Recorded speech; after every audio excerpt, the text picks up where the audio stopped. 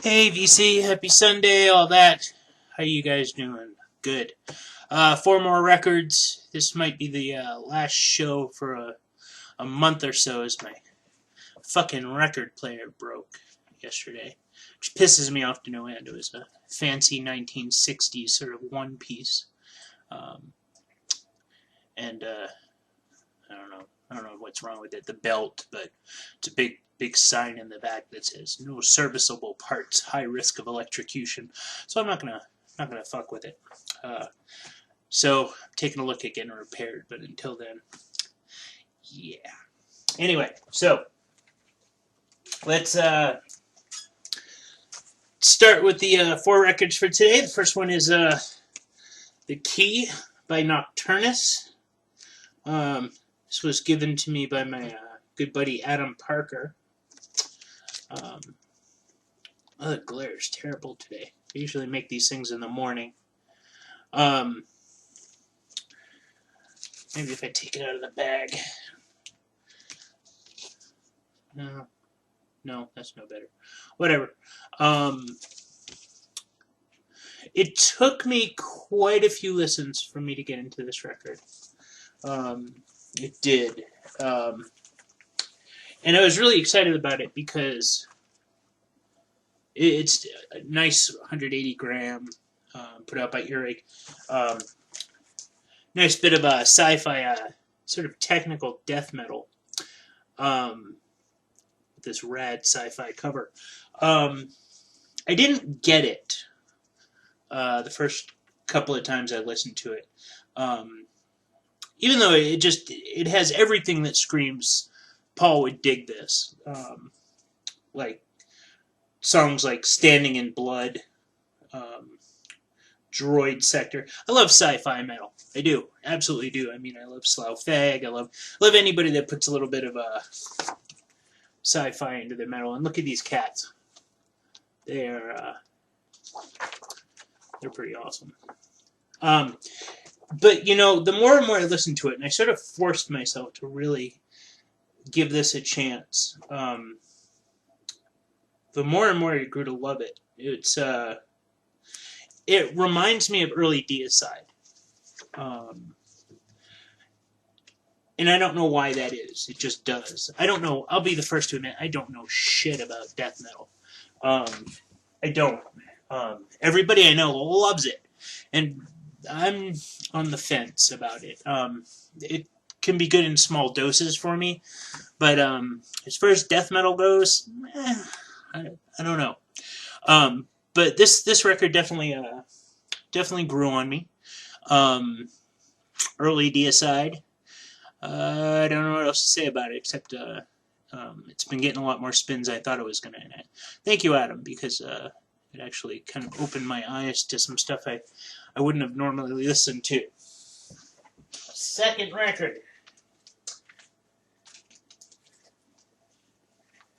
I have here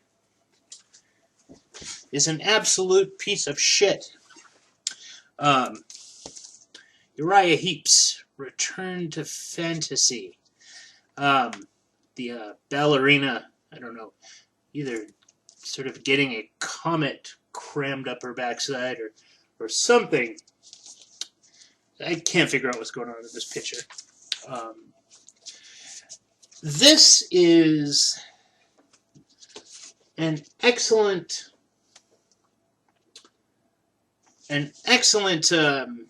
example of lazy songwriting.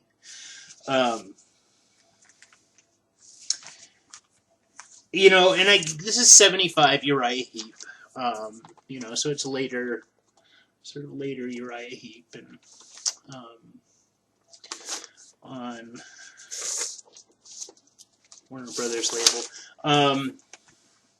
I've listened to this 5 times now, and it just keeps on getting worse and worse. It is the laziest. And everybody I've read about was just like, yeah, the song like Return to Fantasy is like one of Uriah Heep's best.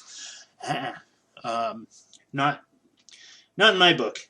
I just did not dig this. And the one good thing that came out of this is I watched the video of them performing it live. And the lead singer guy, he's kind of he is a frightening looking cat. Let me tell you, he is just scary. He reminds me of Bobby Liebling, a little younger. Um, yeah, I don't know what to say about this except that I don't know what I paid for it. $6, and it's $6 I should have spent on a tuna fish sandwich. Would have been better. It would have been done with.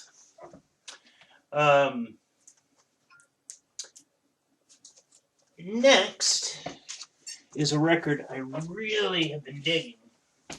And sadly, it's the record that my player broke down on. But I've been listening to this quite a bit, and I just love it.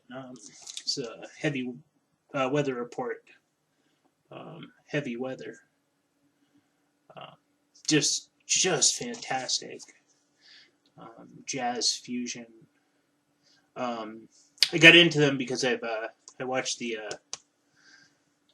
documentary on Netflix about Jaco Pastorius, and I saw this in my local record store a couple weeks ago, like $4, and I was like, well, why not? Pretty much pristine condition, and wow, you got to be in the mood for it. It's definitely sort of thought-provoking, slower than... I don't know anything about jazz, so once again, I'm just yapping about stuff. I don't know anything about jazz, but I know I like this record, and it actually reminded me a bit of that Dollar Brand record I was talking about before, just in the... I don't know. But it's fantastic record, and it's smooth. So I guess it's smooth jazz fusion. I don't know. But it's really fantastic to listen to. Definitely great. Sorry if I don't sound overly enthused today. I'm still pissed off about my record player being broken. The last record may or may not stir up some controversy, because it is considered to be, for the most part, a flawless classic.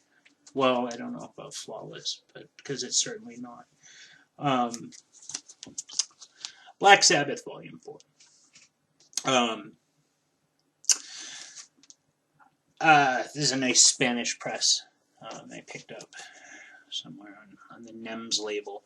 I don't know if you have anything by NEMS, but it is the thinnest vinyl I've ever had. It just feels paper thin. It feels like it would shatter on the touch. But I was happy to find this. I don't have very many non-US pressings of things, and for the most part, I don't care about that. But I like having this one because I am the biggest fan of Sabbath, and you know, I never. This is one of the Sabbath records I never really actually listened to all that much. And so I just sat down and gave it a good listen to, and some of it is absolutely flawless. You know, Wheels of Confusion, Snowblind, stuff like that's fantastic. But then you get into Changes. Let's talk about Changes, ladies and gentlemen. This is probably the worst song ever written in the history of man. Just terrible. It makes like Ozzy's like late 80s, early 90s catalog seem like Beethoven. It's a terrible, terrible song. And then after that, you get into a minute of 38 FX, which is just somebody diddling around on a guitar making FX noises. And it's stupid. You know, so almost half of the first side of this record is trash. Well, I don't know about half, but a good portion of it, and it really busts up the enjoyment of this record. The second side is much more consistent. But you can't be surprised because even if you look, it's this is when they were on so many drugs, and even on the back of the record, it's like, we wish to thank the great Coke, in all caps, Coca-Cola Company of Los Angeles. Ha ha ha! We get it. You're on Coke. Yeah. Well, you would have known by listening to this record, which is some of it is genius. Some of it is absolutely genius. And don't let me think I'm a heretic and just sort of going against this whole record, because there are moments of genius, but there are also moments of just pure and utter like coke-fueled garbage, like Changes, which is just a terrible song. If you think I'm wrong, whatever. So here is your homework for this week, if you so choose to take it up. I'm going to be looking for a new record player. Thoughts on, I don't know, like $150 turntables or something like that are decent. I don't know much about that, but if you guys have thoughts and ideas of what's a good turntable, sort of mid-priced turntable, let me know, because yeah, that's what I need.